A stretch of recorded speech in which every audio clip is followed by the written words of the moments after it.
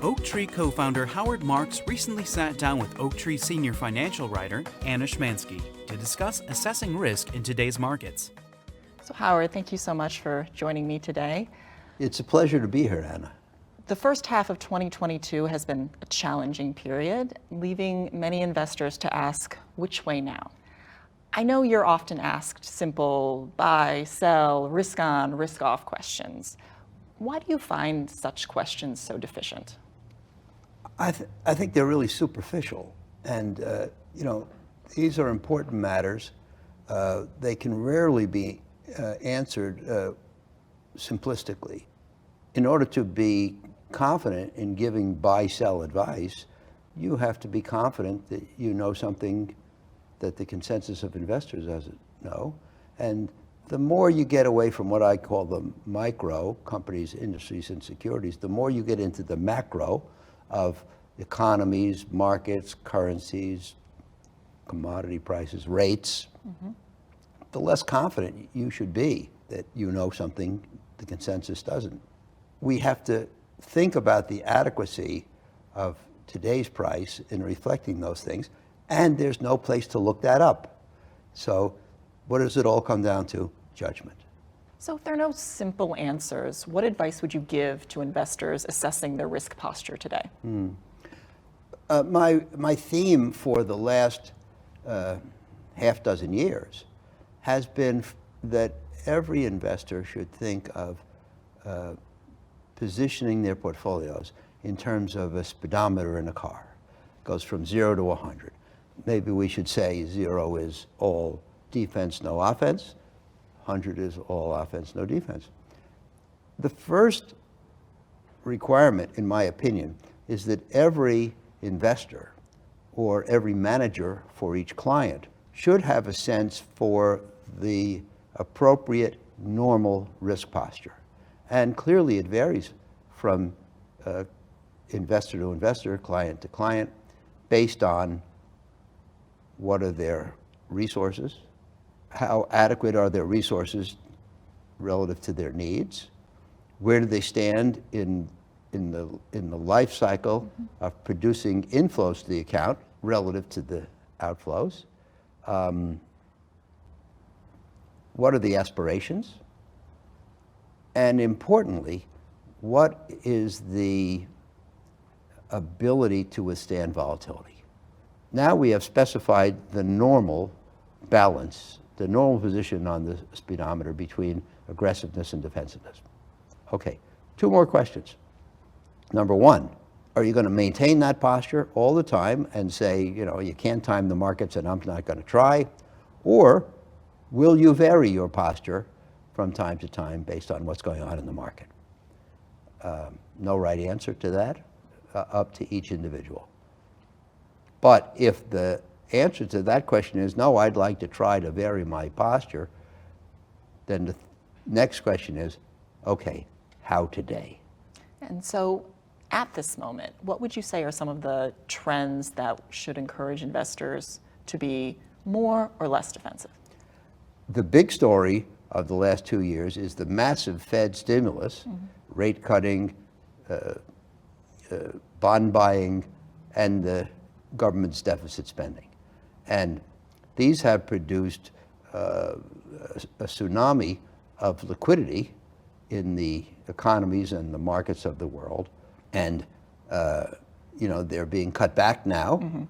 We're actually in a destimulative direction. The behavior of the Fed over the last couple of years suggests that they will continue to tighten.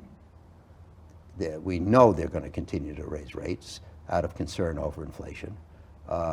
And all things being equal, that is less salutary for the markets. Interestingly, 50 years ago, we used to talk about the fact that bonds and stocks diversify, but they're both impacted by changes in rates. And recently, we've seen higher rates and we've seen lower stock and bond prices.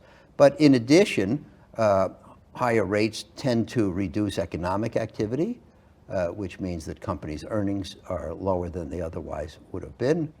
And lastly, of course, you don't need me to tell you that we have a very high degree of geopolitical uncertainty and turmoil these days, starting, of course, with the Russian invasion of Ukraine. So those are all the factors that argue for more defense and less offense than what you have concluded is your normal posture. And would you say there are any trends that suggest that maybe investors shouldn't be so defensive? Well, the great thing about investing is that there's always a second hand. And on the other hand, there are factors that counter some of the ones I just discussed. Now, most people believe that the Fed actions to get inflation under control will bring about a recession. Some people think this year, some think 23, some think 24. But I believe that even as the Fed raises rates, which they are certain to do, rates will still be among the lowest in history. Right.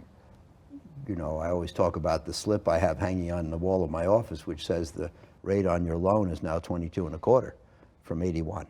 But we're not going back there, I don't believe. But still, I think that the Fed will remain biased towards easy money conditions. You know, governments like it too much, and everybody wants growth. And it's become so much the norm.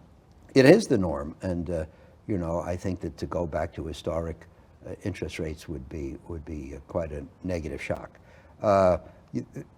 You know, for the optimists among us, there's still the hope that inflation will subside, or that some of the factors that have caused the inflation of the last year will prove to be, what's that word? Transitory.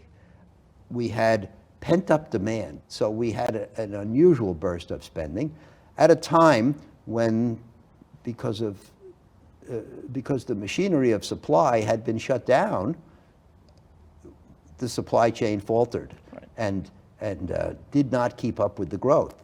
So more money chasing goods, less goods available, that's certainly the formula for inflation. We've had very strong inflation. We hope that as the supply mechanism starts getting back into a groove, that the demand for goods and the supply of goods will come into a better balance, implying less inflation. And the final question bearing on inflation is inflationary expectations. I know from the 70s that once inflationary expectations become embedded in psychology, they're, number one, they're hard to dispel, and number two, they become self-fulfilling, because people say, I'm going to buy now rather than later because prices are going to go up, so they buy now, which makes his prices go up. This is a chain, right, that is very hard to break.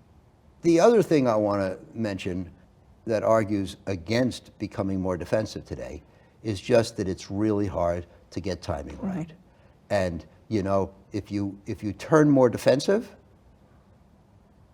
at some point in time you're going to have to turn aggressive again to participate in the normal progression of markets. And it's much more important to be in than out. Yeah, I know, as you said in one of your recent memos, you had people who got out during the early pandemic period and then may have never gotten back in and then missed a significant increase. And I really believe, and I've said a million times, Anna, that getting out at the bottom and failing to get in, as you say, is the cardinal sin in investing. Which is worse, to buy high or to sell low? If you buy high, you'll have some regret. There'll be a downward fluctuation. You'll kick yourself for a while. But there is this positive underlying trend, which means that the economy will move up over time and the markets will move up over time.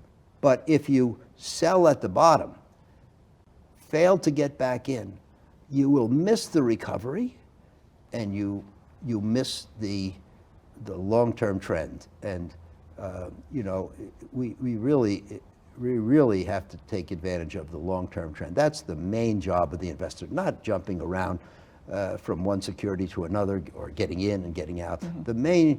The main purpose of the investor should be to enjoy the long-term benefits. Any active steps to improve upon returns, that's just embroidery around the edges. But you know, in a recent memo, I guess in Selling Out a few months ago, I quoted Bill Miller, one of the great investors of our time, who said it's time, not timing, that produces great results. And I think that's true. Well, on that note, I think it's a great place to end. Thank you so much for joining me today. Thanks for your questions.